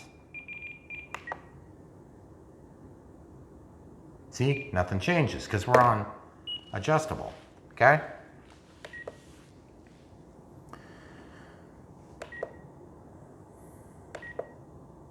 So we're done setting this up. So now you can see elevator up, down, roll left, roll right, rudder left, rudder right, takeoff flaps, landing flaps with correction. Give them an extreme close-up of that. So there's no flaps, takeoff flaps, landing flaps.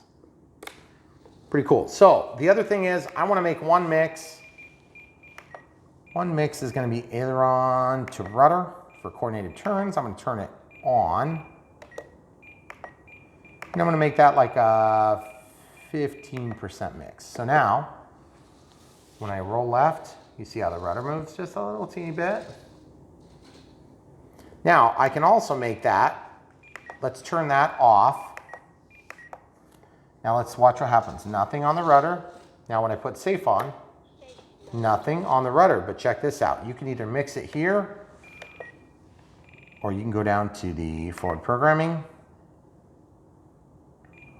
gyro settings, safe setup, gains. Okay, so we're fine there. Forget where that is. I'm sorry, guys. Might be system setup. This is where you would go if you changed it to a flap setting. You know, like if you had flaps instead of flap rounds, you would have to update that. All right, there we go. Safe panic setup. Throttle to pitch, attitude trim, level model, and capture attitude trim. See where that is? Pretty cool.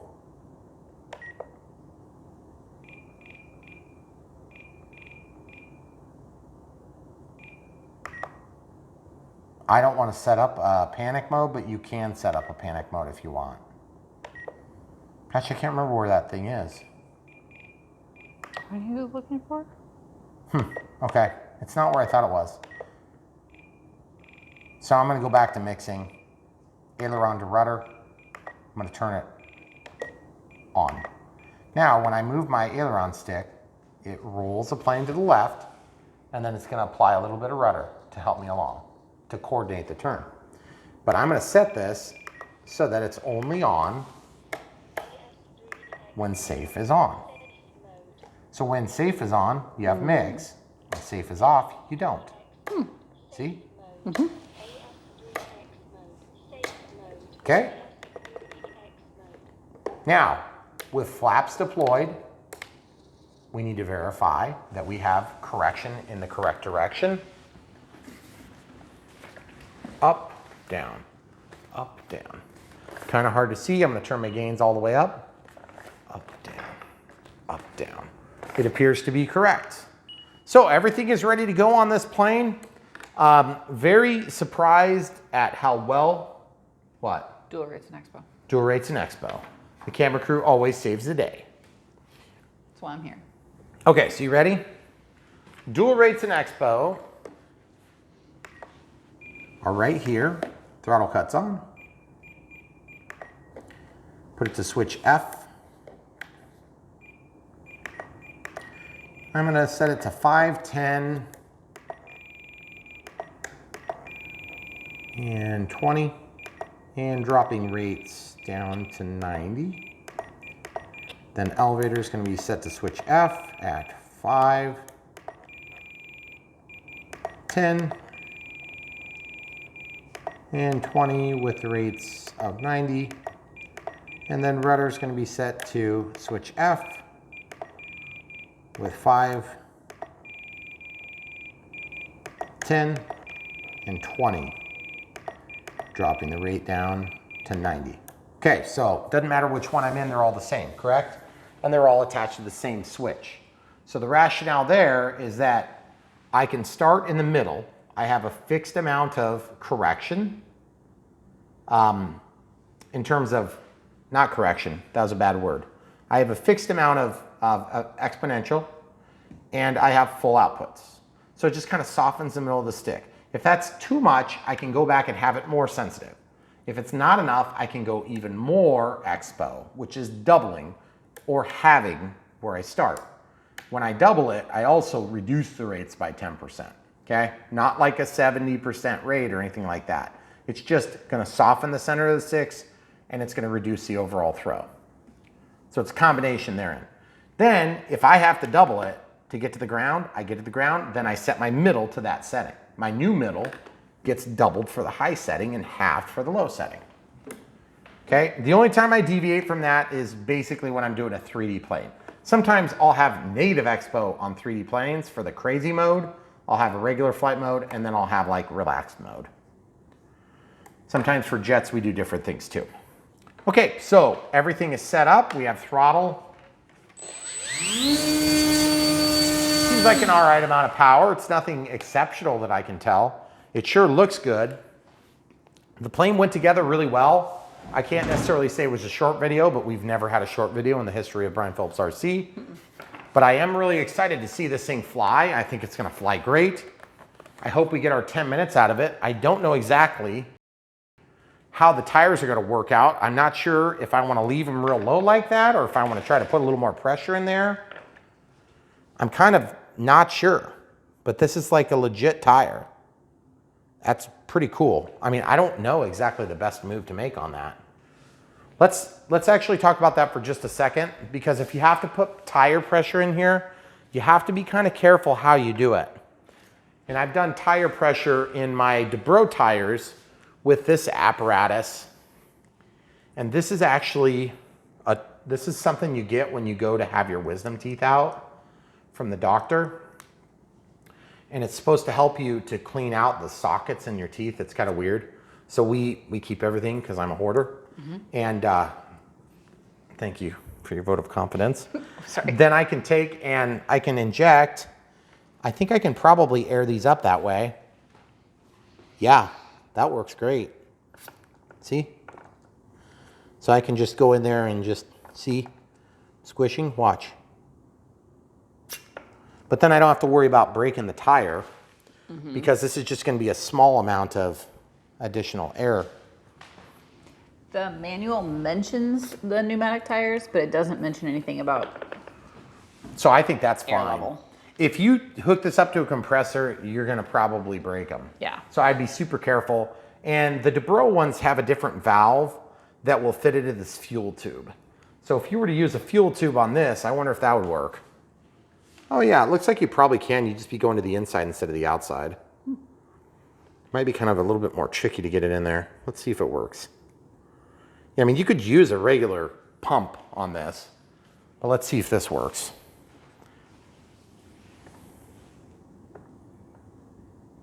Oh, now we're in.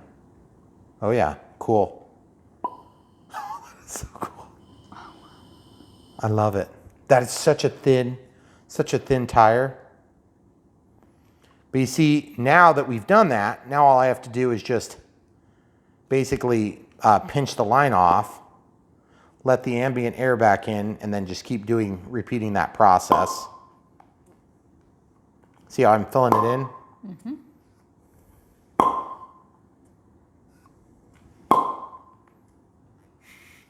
Oh, shoot, I forgot to uncheck valve at that time. I mean, that's like real deal. I love that it's so soft. Mm-hmm. But trying to get them the same softness is gonna be a little bit challenging. But I like a challenge. I wonder, as easy as those are to fill, you just blow in the tube. You could blow in the tube.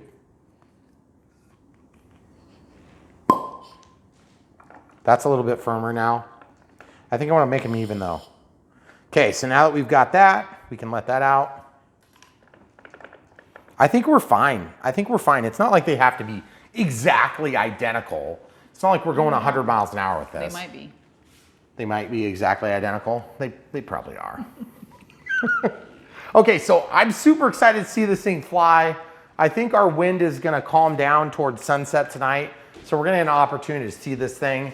And XFly has done a really nice job. Really, really impressed with the way these models have gone together. It is about as far from a Dynam as you can get. And that is a very good thing because we work with some good companies. We feel like, you know, Horizon is great. XFly has been phenomenal. You know, we've done a bunch of other brands. I can't list off every one of them now, but I've been super impressed with the way these models have got together. And we're only on our third model with them. So I hope they keep up their act because this is just really impressive. Again, okay, concerns with this model because you've already seen it fly. We haven't seen it fly yet. I'm sure it's gonna fly great. It's just when models go together well, it's usually because they're good models. I'm very disappointed that it doesn't have flaps, okay, number one.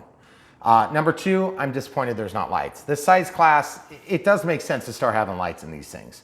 But there again, price point, you know, the almighty dollar kind of drives these decisions, and I guess I can't blame them. If people aren't gonna pay for them, then why do you put them in there? I get that, but at the same time, you know, LEDs are probably gonna be a requirement in the near term. So I think it would be smart for these manufacturers, speaking of XFly, speaking of Horizon, speaking of Dancing Wing, I mean, Omp Hobby, whatever, it doesn't matter. Planes that are this size class, I know it's kind of that gray area. It's like, is it big enough to matter? Probably not for practical purposes, but is it big enough to matter to the idiotic rules that are coming out from the FAA and other unelected officials? Yes. So having the LEDs, if it's going to cost an extra $20 on the model, then it might be just something that we have to just, you know, start paying for. Do I want to have LEDs on every model? No, but do I like them? Oh yes, I do. And it really does open up the window, especially for us in the Midwest. Right now we've got, you know, light until 8 o'clock, you know, 8:30, something like that. And it's great. We can fly forever. And we've had some really good flying weather. But here in 2.5 months or 3 months, when it starts getting dark at 5 p.m. or like 4:45 p.m., the lights are a huge time saver because our sunsets go from being an hour long to being 5 minutes long. And you know, you get a plane like this in October of 2021, you're gonna wanna fly it. November of 2021, you're gonna wanna fly it, but people go to work, then they come home, they don't have time. So in the middle of summer, we forget these things, which is okay, and I should not even be bringing it up now, but a lot of you guys are gonna be watching this in October or November. And you're gonna be thinking, man, I've only got like 25 minutes by the time I get home, get the batteries ready, get the plane ready. You know, maybe some of you guys have to drive a long distance to get to your flying field. This isn't an overly huge plane, but it's definitely probably wouldn't be like a backyard flyer for most people. But I can definitely tell you this, the LEDs really do open up the window of time with which we can enjoy these things. So I think it would be a good investment. And I think people are generally willing to pay a little bit extra for those features. They have to be good though. They can't be garbage. And on the Sirius, we had really good lights. So, but there was only the red and green. You know what, that's better. That's better than nothing. But I like to have a 3 light combination on all planes. So that being said, concerns, no flaps, no LEDs. Not sure if this is supposed to be leading edge flaps. I don't know enough about the GlaStar or the GlaStar to be able to say what that is. Maybe you guys can answer in the comments. It looks like it's designed to put a leading edge slat on there. So I'd be really excited to see if that's something that could be added. That'd be cool. So, but beyond that, super easy install, really went together, super nice. Obviously the simplicity of the 4-channel is nice for those people that are wanting a 4-channel plane, But if you're doing STOL planes and performance planes, you know, to me, it just makes sense to have the flaps. So flaps and LEDs, guys. That's all I'm gonna say. The thing probably flies really good though, and it's a little bit lighter because it doesn't have those two features. So a lot of times what we as consumers may not understand is that the manufacturer already put flaps in a model and they realized that the flaps were maybe not super effective.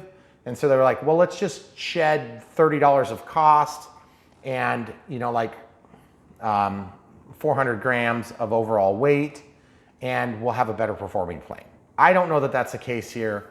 I tend to think it was a price point thing. So we'll find out. But one way or another, guys, you know where to buy it. Check in the video description below. There should be a link to this plane. We'll definitely link to the AR631, which is up inside of there, looking all pretty. And we will link to the Gen 2 2200, or actually we'll just link to 2200s in general, 3-cell. And I'm pretty sure you could put a bigger battery in there, but I don't want to say that for certain. I think you could get a 3200 in there and still balance it out because it felt like maybe it was just a touch on the tail heavy side. So if it's pitch sensitive, we'll remember that for next time. And we do have a 3S 3200 that would work just fine in here. I'm also kind of curious to know if this thing would fly on 4S, but I don't know if it's going to need the extra power at this point. When I was idling that up to get the AS3X to fire, I felt like it had plenty of air moving around, but it didn't seem like it was overly insane. Not like Timber-esque where it's like, you know, knocking plants on in the neighbor's house. So I'm excited to see it. And if you guys want to buy one, you've already seen it and you'll know if you like it. It looks a little plain on this axis, doesn't it? It's just white. By the way, I like white planes. I think they look good. They're easy to see in the sky, generally speaking. They look good, they store good, they're easier to fix when you do have a problem or a blemish. Some people aren't big on white planes. I get it. The thing that's nice about a relatively plain plane is that you can paint a plain plane easier than a plane that has tons of decals all over it. So you won't have to peel those off necessarily. So, but I like the way this looks, and I am a sucker for general aviation planes. So they got me there.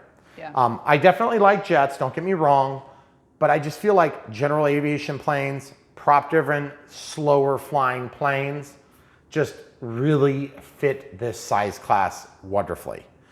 Because you don't have to go increasingly fast.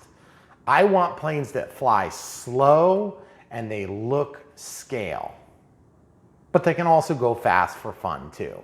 I don't need it to go 200 miles an hour to be enjoyable for me. I want it to look real. I want it to take off at an appropriate speed. I want to land at an appropriate speed. That's part of the reason why I lean so heavily on the manufacturers to put in flaps, because I used to have to always do it myself and I hated having to do that, although it helped to build an audience when we didn't have one. So I guess that was a good thing at the time. I think general aviation planes are cool because they're attainable in Yeah. real life. Like most people aren't gonna fly Yeah, most people. a T7A. Yeah, most people are never going to fly a T7A. Yeah. Okay, in the world of 8 billion people plus, there's going to be a few hundred people in the history of time that fly that plane. I don't even think the Sirius is a real plane, so nobody's going to fly that. Right. 737 MAX 9, you know, who's going to fly that? You know, a few thousand people in the history of the planet. Yeah. So, you know, but then you've got, you know, like this little Cessna 182, you know, thousands and thousands of people have owned them. So that's really cool. You know, there's just something about planes that are attainable. I agree totally with you on that one, Camera Crew. I think it's cool because somebody that's got one of these planes in real life, which are, from what I understand, they're just like a kit-built plane. And it's in the experimental realm. So you build it, you fly it under your own specialized license because it's experimental. You could do your own maintenance on it and work on it, which is really cool that we could get something like this in a radio controlled experience. So very cool. It reminds me of the Cirrus SR22T is another thought. There's another one that just came out, the RV7, which of course we'll be reviewing that too.